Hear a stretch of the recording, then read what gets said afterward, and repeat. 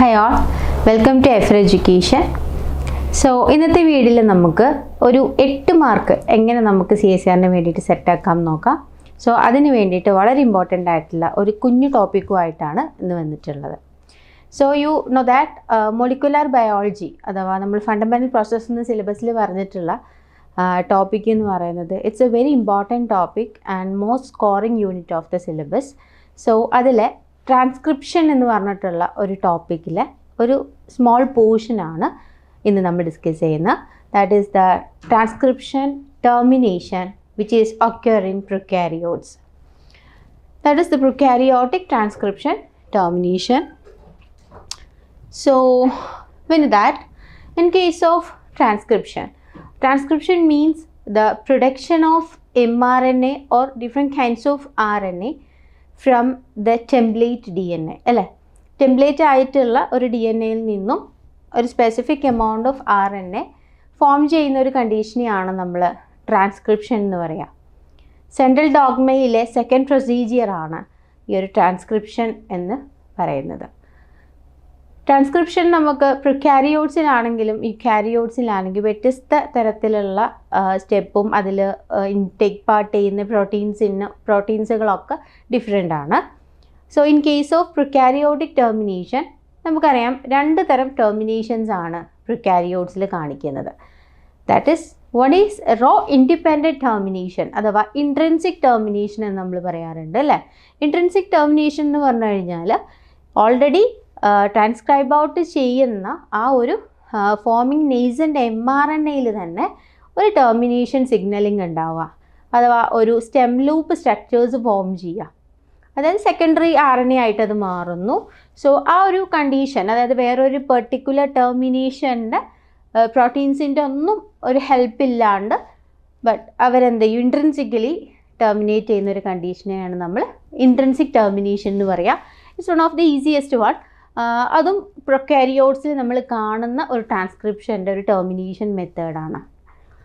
ഇന്നത്തെ വീഡിയോയിൽ നമ്മൾ നോക്കുന്നത് transcription termination by a specific protein. എന്താണ് റോ ഡിപ്പെൻഡൻറ്റ് ടെർമിനേഷൻ അഥവാ റോ പ്രോട്ടീനെ ബേസ് ചെയ്തിട്ട് എങ്ങനെയാണ് പ്രൊകാരിയോട്ടിക് ടെർമിനേഷൻ നടക്കുന്നത് നമുക്ക് നോക്കാം. അപ്പോൾ CSER UGC നെറ്റിൽ നമുക്കൊരു C പാർട്ടിലെ ഒരു 4 മാർക്ക്, അതുപോലെ തന്നെ B പാർട്ടിലൊരു 2 മാർക്ക്, അങ്ങനെ ഒരു 6 മാർക്ക് നമുക്ക് ഷുവറായിട്ട് 6 to 8 മാർക്ക് നമുക്ക് ഫിക്സ് ചെയ്യാൻ പറ്റുന്ന ഒരു സ്മോൾ ടോപ്പിക്കാണിത് കേട്ടോ. So you can see rho dependent termination. അപ്പോൾ റോ ഡിപ്പെൻഡൻറ്റ് ടെർമിനേഷൻ നടക്കണം എന്നുണ്ടെങ്കിൽ there is a need of a hexameric protein that is known as the rho factor അല്ലേ. ഒരു ഹെക്സാമീറിക് പ്രോട്ടീന് അവിടെ എന്ത് വേണം നമുക്ക്, അതിനെയാണ് നമ്മൾ എന്ത് വിളിക്കുക, റോ ഫാക്ടർ എന്ന് പറയുന്നത്.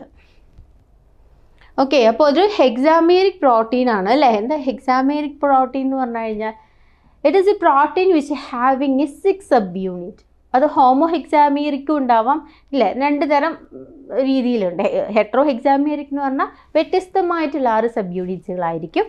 ഹോമോ എന്ന് പറഞ്ഞു കഴിഞ്ഞാൽ സെയിം ആയിട്ടുള്ള 6 സബ് യൂണിറ്റ് ആണ്.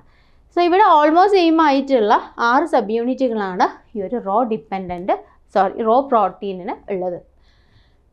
ആദ്യമായിട്ട് ഈ ഒരു പ്രോട്ടീനിനെ നമുക്ക് ഒറിജിനലി അതിനെ പരിചയപ്പെടുത്തി തന്നിട്ടുള്ള വ്യക്തിയായിരുന്നു ജെഫ്രി W. റോബർട്ട്സ് എന്ന് പറയുന്നത്.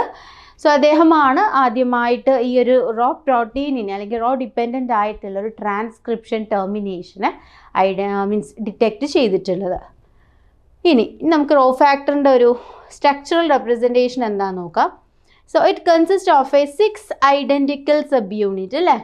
സോ അതുകൊണ്ട് തന്നെ ഹോമോ ഹെക്സാമേറിക് ആയിട്ടുള്ള ഒരു പ്രോട്ടീനാണ് ഈ ഒരു റോ പ്രോട്ടീൻ എന്ന് പറയുന്നത്. അതിൻ്റെ മോളിക്കുലർ മാസ് എന്ന് പറയുന്നത് it's almost 46 kilo Dalton. It is an ATP dependent helicase enzyme അല്ലേ. ATP ഡിപ്പെൻഡൻ്റ് ആണ്. ഒരു 1-2 മോളിക്യൂൾ ATP യൂട്ടിലൈസ് ചെയ്തുകൊണ്ടാണ് ഇവരെന്ത് ചെയ്യുന്നത്, ടെർമിനേഷൻ നടത്തുന്നത്. മാത്രമല്ല ഹെലിക്കേസ് എൻസൈം ആക്ടിവിറ്റി കാണിക്കുന്ന ഒരു പ്രോട്ടീനും കൂടിയാണ് റോ ഫാക്ടർ എന്ന് പറയുന്നത്. What you mean by helicase activity?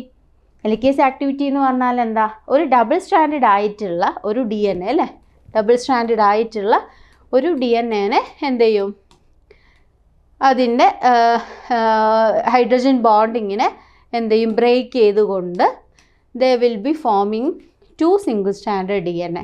അപ്പോൾ ഡബിൾ സ്റ്റാൻഡേർഡ് ആയി കിടക്കുന്ന ഒരു DNA അല്ലെങ്കിൽ ഒരു RNA സ്റ്റാൻഡിനെ എന്ത് ചെയ്യും, ബേസിസ് തമ്മിലുള്ള ഈ ഒരു hydrogen bonding, for example adenine അതുപോലെ തന്നെ തൈമിൻ തമ്മിലുള്ള ഒരു hydrogen bonding and guanine cytosine തമ്മിലുള്ള ട്രിപ്പിൾ ബോണ്ടുകൾ. സോ ഈ ബോണ്ടുകളൊക്കെ ബ്രേക്ക് ചെയ്തിട്ട് ആ സ്ട്രാൻഡുകൾ സെപ്പറേറ്റ് ചെയ്യുന്ന ഒരു കണ്ടീഷൻ. അപ്പോൾ ആ ഒരു എൻസൈമാറ്റിക് ആക്ടിവിറ്റിയാണ് നമ്മൾ ഹെലിക്കേസ് എൻസൈം ആക്ടിവിറ്റി എന്ന് പറയുന്നത്. ഓക്കെ ആണല്ലോ. സോ അത്തരം ഒരു ATP ഡിപ്പെൻഡൻ്റ് ആയിട്ടുള്ള ഒരു പ്രോട്ടീനാണ്, ഒരു ഹെലിക്കേസ് എൻസൈമാണ് ഈ പറഞ്ഞിട്ടുള്ള റോ പ്രോട്ടീൻ എന്ന് പറയുന്നത്. സോ ഇവരുടെ മെയിൻ ഫങ്ഷൻ എന്ന് പറയുന്നത് ട്രാൻസ്ക്രിപ്ഷൻ നടന്നുകൊണ്ടിരിക്കുന്ന ആ ഒരു RNA DNA ഹൈബ്രിഡിൽ നിന്നും RNA സ്ട്രാൻഡിനെ എന്ത് ചെയ്യുന്നു, റിലീസ് ചെയ്യുക. അതാണ് ഇവരുടെ ഒരു ഫങ്ഷൻ എന്ന് പറയുന്നത് in case of termination. So ഇനി അതിൻ്റെ സ്ട്രക്ചറൽ റെപ്രസെൻറ്റേഷനിൽ നമുക്ക് ഒരു N ടെർമിനൽ ഡൊമൈൻ കാണാൻ പറ്റും. ഓക്കെ, ഈച്ച് സബ് യൂണിറ്റിലും 6 സബ് യൂണിറ്റുകളാണുള്ളത്. അതിൽ 6 ഒരു NTD ഉണ്ട്, അതായത് N ടെർമിനൽ ഡൊമൈൻ ഉണ്ട്. N ടെർമിനൽ ഡൊമൈൻ എന്ന് പറയുമ്പോൾ ഇത് have the primary binding site for single standard RNA. Single standard ആയിട്ടുള്ള RNAക്ക് ബൈൻഡ് ചെയ്യാനുള്ള പ്രൈമറി ബൈൻഡിങ് സൈറ്റാണ് ഇവരുടെ N ടെർമിനൽ ഡൊമൈൻ എന്ന് പറയുന്നത്. ആൻഡ് ഒരു C ടെർമിനൽ ഡൊമൈൻ ഉണ്ടായിരിക്കും, അതിലാണെങ്കിൽ സെക്കൻഡറി ബൈൻഡിങ് സൈറ്റ് ആയിരിക്കും. അത് സിംഗിൾ സ്റ്റാൻഡേർഡ് ആയിട്ടുള്ള RNAക്ക് ബൈൻഡ് ചെയ്യാനുള്ള ഒരു സെക്കൻഡറി ഡൊമൈനും ഒരു പ്രൈമറി ഡൊമൈനും ഉണ്ടായിരിക്കും. അതാണ് ബേസിക്കലി നമ്മൾ അതിൻ്റെ ഒരു സബ് യൂണിറ്റ് എടുത്തു കഴിഞ്ഞാൽ അതിന് N ടെർമിനലും C ടെർമിനലും ഉണ്ടാവും. രണ്ടിനും എന്താണ് സിംഗിൾ സ്റ്റാൻഡേർഡ് ആയിട്ടുള്ള DNA ആയിട്ട് ബൈൻഡ് ചെയ്യാനുള്ളൊരു DNA ബൈൻഡിങ് ഡൊമൈനും നമുക്ക് കാണാൻ പറ്റും. അതാണ് അതിൻ്റെ ഒരു സ്ട്രക്ചറൽ റെപ്രസെൻറ്റേഷൻ എന്ന് പറയുന്നത്. ഇനി ഇവരുടെ ഈ ഒരു C ടെർമിനൽ ഡൊമൈൻ അല്ലേ, ഈ ഒരു C ടെർമിനൽ ഡൊമൈനിൽ എന്തും കൂടെ ഉണ്ടായിരിക്കും, ഒരു അഡീഷണൽ ആക്ടിവിറ്റി ഉണ്ട്. N ടെർമിനൽ ഡൊമൈനിന് എന്ത് ഫങ്ഷൻ മാത്രമേ ഉള്ളൂ, they have bind to the DNA. But in case of a C-terminal domain, they have an additional function, that is the binding with ATP molecule. That is for what? For the helicase activity of that enzyme.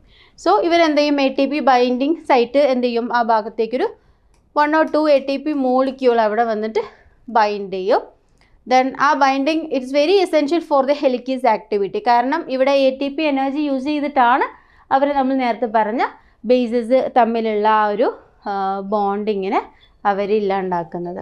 Okay, so ഈ ഒരു ATP മോളിക്യൂളുമായിട്ട് ഇവർക്ക് bind ചെയ്യാനുള്ള ഒരു കണ്ടീഷനും കൂടെ എന്താണ് ഇവിടെ ഉണ്ട്. അത് ആക്ച്വലി ഫൗണ്ട് ചെയ്യുന്നത് നമ്മൾ C ടെർമിനൽ ഡൊമൈനിലായിരിക്കും. ഓക്കെ, ദെൻ ഇനി ഇവർ പറയാനുള്ളത് ചില ഫിസിയോളജിക്കൽ കണ്ടീഷൻസിൽ ഈ അതായത് പ്രോബബ്ലി ടെർമിനേഷൻ നടക്കുന്നൊരു കണ്ടീഷനായിരിക്കണം. സോ ആ ടെർമിനേഷൻ്റെ അറ്റ് എ ടൈമിൽ at that physiological condition would happen, ഈ റോ ഫാക്ടർ എന്ത് ചെയ്യും, നെയ്സൻറ്റ് mRNAയുമായിട്ട് അവർ ബൈൻഡ് ചെയ്യും. സോ ഇവർ ബൈൻഡ് ചെയ്യാൻ വേണ്ടിയിട്ട് തന്നെ സ്പെസിഫിക് ആയിട്ടുള്ള ചില സീക്വൻസുകളുണ്ട്. അതിനെയാണ് നമ്മൾ റെഡ് സീക്വൻസസ് എന്ന് പറയുക.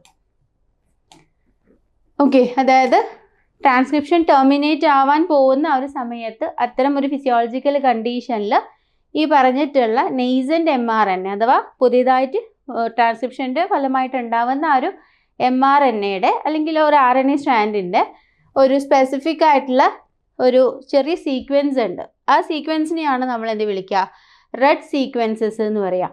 റെഡ് സീക്വൻസസ് എന്ന് പറഞ്ഞാൽ റോ യൂട്ടിലൈസേഷൻ സീക്വൻസ് ആണ്.